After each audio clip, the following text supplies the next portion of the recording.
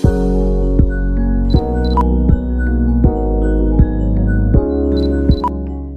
Guys, welcome back to my channel. ரொம்ப நாளைக்கு அப்புறமா கழித்து நம்ம இப்போ வீடியோ அப்லோட் பண்ணிகிட்ருக்கோம். அதுக்கு ஃபுல் வீடியோ.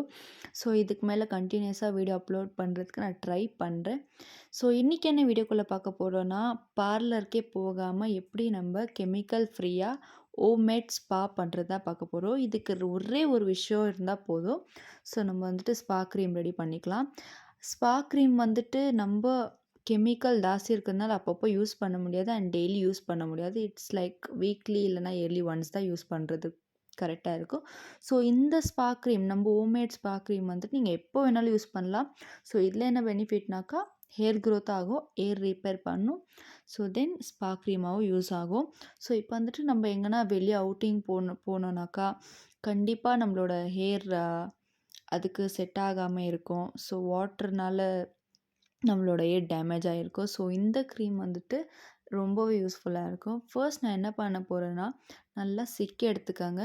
ஸோ சிக்கு எடுத்துகிட்ட பிறகு இதை நம்ம டைரெக்டாக ஸ்கேல்பில் அப்ளை பண்ண போகிறோம். இதே நம்ம கெமிக்கல் ஸ்பா க்ரீமாக இருந்தால் ஸ்கேல்பில் அப்ளை பண்ணுறது வேண்டாம். ஸோ ஃபர்ஸ்ட் வந்துட்டு நான் ஆயிலிங் பண்ணிக்கிறேன். ஸோ நான் யூஸ் பண்ணுறது நார்மல் நேச்சுரல் கோகோனட் ஆயில் தான். ஸோ ஃபர்ஸ்ட் நம்ம ரொம்ப முக்கியமான விஷயம் ஸ்பா பண்ணுறதுக்கு ஆயிலிங் தான். நல்ல ஒரு ஹாட் ஆயில் மசாஜ் கொடுத்தாக்கா இன்னமும் நம்மளோட ஹேர் பிளட் சர்க்குலேஷன் எல்லாம் நல்லாவே இருக்கும். ஸோ ஃபர்ஸ்ட் வந்துட்டு நான் எல்லாத்தையுமே ஹேர் எல்லாம் சிக்கி எடுத்துகிட்ட பிறகு நான் வந்துட்டு நல்லா ஆயிலிங் பண்ணிக்கிறேன். ஆயிலிங் தான் இதுக்கு மெயினான ஒரு விஷயம். ஸோ நீங்கள் எந்த ஆயில் வேணாலும் யூஸ் பண்ணிக்கலாம். நான் யூஸ் பண்ணுறது கோகோனட் ஆயில். ஸோ நான் எல்லாருக்குமே சொல்கிற ஒரே விஷயம், ஆயிலிங்கை வந்துட்டு நல்லா நம்மளோட ஸ்கேல்பில் அழுத்தி தேய்ச்சா தான் பிளட் சர்க்குலேஷன் நல்லாவே இருக்கும். ஹேர் க்ரோத்துக்கு ரொம்ப யூஸ்ஃபுல்லாக இருக்கும். உங்களால் உங்களுக்கு செல்ஃப் ஆயிலிங் பண்ணிக்க முடியலன்னா உங்களோட மதர் இல்லைனா உங்களோட சிஸ்டர்ஸ் கிட்ட கொடுத்து நீங்கள் ஆயில் மசாஜ் பண்ணிக்கலாம். ஸோ ரொம்ப இம்பார்ட்டண்ட்டான விஷயம் ஆயில் மசாஜ். நெக்ஸ்ட் வந்துட்டு ஹேர் ஸ்பாக்காக நான் ஓவர் நைட் சோக் பண்ண ரைஸ். இது வேறு எதுவுமே இல்லை, ரைஸ் அண்ட் வாட்டர் மட்டும்தான். இந்த மாதிரி ஃபைன் பேஸ்ட்டாக அரைச்சிக்கோங்க. ஏன் சொல்கிறேன்னாக்கா ரைஸாக இருந்தால் ஹேர் வாஷ் பண்ணுறதுக்கு ரொம்பவே கஷ்டமாக இருக்கும். நீங்கள் இந்த மாதிரி ரொம்ப க்ளீனாக ஃபைன் பேஸ்ட்டாக அரைச்சிக்கினிங்கன்னா இன்னும் ஒரு மாதிரி ஸ்மூத்னிங் க்ரீம் மாதிரி இருக்கணும். அப்ளை பண்ணுறதுக்கு ஈஸியாக இருக்கும். இந்த மாதிரி ஒரு கிளாத்தை எடுத்து உங்கள் ட்ரெஸ்ஸை கவர் பண்ணிக்கோங்க. இல்லைனா ட்ரெஸ் வாஷ் பண்ணுறதுக்கு கூட ரொம்ப கஷ்டமாக இருக்கும். ஸோ நான் வந்துட்டு கிளாத்தை வச்சு கவர் பண்ண பிறகு ஒரு ஸ்கேல்ப்பாக எடுத்து நான் அப்ளை பண்ண போகிறேன். பாருங்கள், இந்த மாதிரி ஃபைன் பேஸ்ட்டாக இருக்கணும். ரைஸாக இருந்தால் ரொம்ப கஷ்டமாக இருக்கும். ஸோ அந்த அளவுக்கு அதை ஃபைன் பேஸ்ட்டாக அரைச்சி எடுத்துக்கோங்க. ஸோ ஃபர்ஸ்ட் வந்துட்டு நல்லா ஆயிலிங் பண்ணி ஒரு 10 to 15 மினிட்ஸ் நல்லா மசாஜ் பண்ணிட்ட பிறகு நான் இந்த க்ரீம் அப்ளை பண்ண ஆரம்பிக்கிறேன். இதில் நீங்கள் ரொம்ப பேர் கேள்விப்பட்டிருப்பீங்க, ரைஸ்னால் நம்மளோட ஹேரை ரீக்ரோத் பண்ணலாம் அண்ட் ஹேர் க்ரோத்துக்கு ரொம்பவே யூஸ்ஃபுல்லாக இருக்கும். அது 100% உண்மைதாங்க. இந்த மாதிரி நம்ம யூஸ் பண்ணுறதுனால ஹேர் க்ரோத் இன்னமும் நல்லாயிருக்கும். ஸோ கெமிக்கல் ப்ராடக்ட்ஸ் வாங்கி யூஸ் பண்ணுறதோட இந்த மாதிரி ஹோம்மேட் ப்ராடக்ட்ஸ் ஹோம்மேட் க்ரீம்ஸ் ரொம்ப யூஸ்ஃபுல்லாக இருக்கும். நான் நல்லா அப்ளை பண்ணிகிட்ருக்கேன் பாருங்கள். ஒரு ஸ்கேல்பில் அப்ளை பண்ணுறது அவ்வளோ ஒரு நல்ல யூஸ்ஃபுல்லான விஷயம் இந்த க்ரீம்னால்.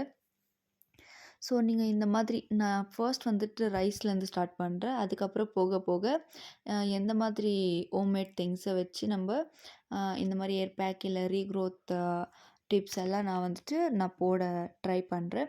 ஸோ இதை நீங்கள் வீக்லி ஒன்ஸ் அந்த மாதிரி கூட யூஸ் பண்ணிக்கலாம். எப்போல்லாம் உங்களுக்கு தேவைப்படுதோ அப்போல்லாம் யூஸ் பண்ணிக்கலாம்.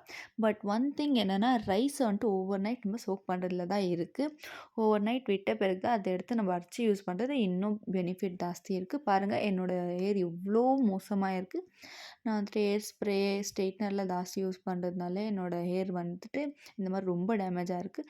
ஸோ நான் அப்பப்போ இந்த மாதிரி விஷயத்த பண்ணி ரிகவர் பண்ணிக்குவேன். நான் ஜாஸ்தி கெமிக்கல் ப்ராடக்ட்ஸ்க்கு போக மாட்டேன். ஸோ பாருங்கள், இந்த மாதிரி அப்ளை பண்ணிவிட்டு அண்ட் ஒன் மோர் திங் என்னன்னாக்கா, இல்லை நான் சொல்கிறது, ஏர் மாஸ்க் அப்ளை பண்ண பிறகு ஏர் ஹீட் பேக் யூஸ் பண்ணணும். நான் ஏர் ஹீட் பேக் யூஸ் பண்ணலை.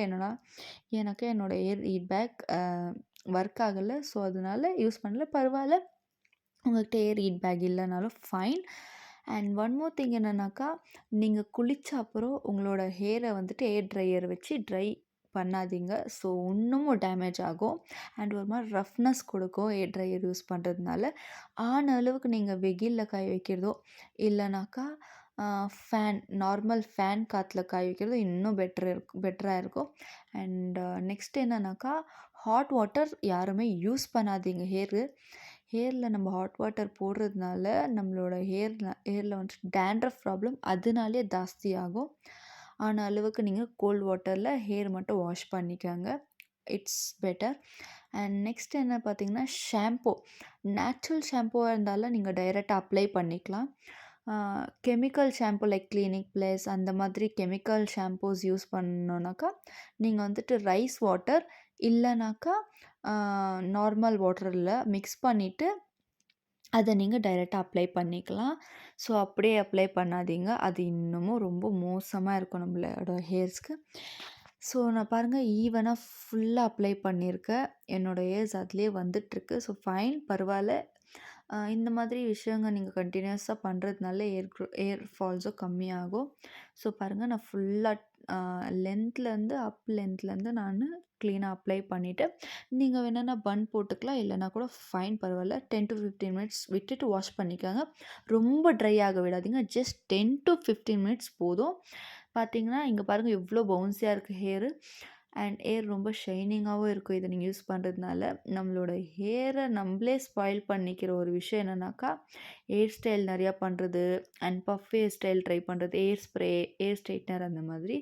ஸோ நல்லா நான் ட்ரை பண்ணுறதுக்கு முன்னாடி லைட்டாக ட்ரை ஆன பிறகு அந்த லைட் ஈரத்துலேயே நான் வந்துட்டு ஏர் சீரம் யூஸ் பண்ணுறேன். ஸோ ஏர் சீரம் வந்துட்டு நீங்கள் ஸ்கேல்பில் அப்ளை பண்ணாமல் பார்த்துக்கோங்க. ஏன்னாக்கா ஸ்கேல்பில் நீங்கள் அப்ளை பண்ணிங்கன்னா உங்களுக்கு பிளாட்ஸ் வந்துடும். நானும் ஸ்டார்டிங் அந்த மாதிரி தான், பார்த்தீங்களா, என்னோடய ஃப்ரண்ட் ஏர்ஸில் நான் தெரியாமல் யூஸ் பண்ண தெரியாமல் நான் வந்துட்டு சீரம் அங்கே அப்ளை பண்ணனாலே இப்போது எனக்கு அங்கே ஏர் க்ரோத் கம்மியாக இருக்கும். ஸோ நம்மளோட பூண்டு தெரப்பி பண்ணாக்கா கண்டிப்பாக அது யூஸ்ஃபுல்லாக இருக்கும். நம்ம பூண்டு தெரப்பி ஷார்ட்ஸ் வந்துட்டு 1,00,000 வியூஸ் அடிச்சிருக்கு. ஸோ அதை நான் வந்துட்டு ஃபுல் வீடியோ எப்படி பண்ணுறதுன்னு காமிக்கிறேன். ஸோ நீங்கள் வந்துட்டு கோம் வந்துட்டு ஒரு கோம் செப்பரேட்டாக நீங்கள் யூஸ் பண்ணுற மாதிரி பார்த்துக்கோங்க. நீங்கள் வேறு ஒருத்தரோட கோம் யூஸ் பண்ணுறீங்கனாக்கா உங்களுக்கு கண்டிப்பாக dandruff problem and air infection problem கண்டிப்பாக வரும். ஸோ ஆன அளவுக்கு நீங்கள் செப்பரேட்டாக கோம் யூஸ் பண்ணிக்கோங்க. கோம்லேயே நீங்கள் வந்துட்டு இந்த ப்ரஷ் கோம் இல்லைனா உட்டன் நீம் கோம் யூஸ் பண்ணுறது பெட்டர். நான் ரெண்டுமே யூஸ் பண்ணுறேன். ஸோ பாருங்கள் எவ்வளோ சூப்பராக இருக்குது. ஸோ இந்த க்ரீமை கம்பல்சரி நீங்கள் யூஸ் பண்ணிங்கனாக்கா சூப்பரான ரிசல்ட் இருக்கும் ஹேர் க்ரோத்துக்கும்.